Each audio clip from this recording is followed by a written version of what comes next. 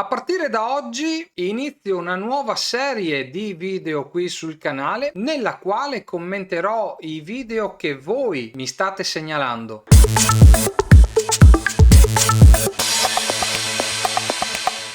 E partiamo proprio da questo bel video nel quale un installatore evidentemente ci parla di un rivelatore esterno. Mi avete chiesto a che serve questo sensore qui? No, vabbè, non so chi te l'ha chiesto, ma comunque sono curioso anch'io. Ajax. Poi, che sia Ajax o che sia di un'altra marca, credo che sia un rivelatore esterno, no? Praticamente crea, in questo caso serve a poco, ma di qua crea un muro virtuale. Un muro virtuale. Quindi da qui esce un raggio ipotetico.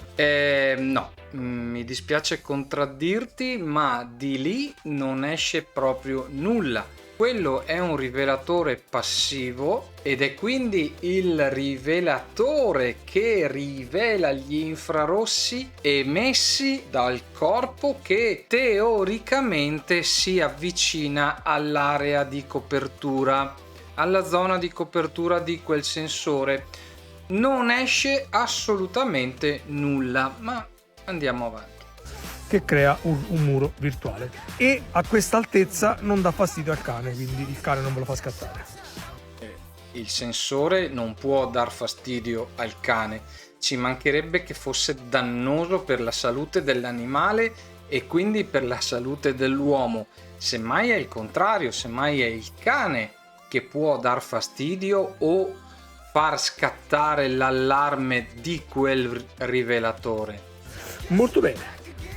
Molto bene, sì, molto bene. Non hai detto a che cosa serve, visto che te l'hanno chiesto in molti, non hai detto che cosa serve.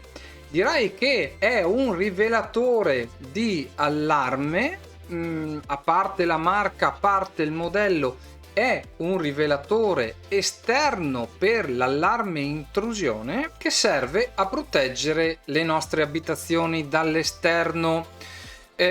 Quello che non è stato detto, ahimè, è che se il cane non lo fa scattare, o per meglio dire, se il cane non dà fastidio al rivelatore, anche se è stato detto che non dà fastidio al cane, che è il rivelatore a non dar fastidio al cane, anche se il cane non dà fastidio, è altrettanto vero che chiunque può intrufolarsi a quella stessa altezza senza far scattare quel rivelatore.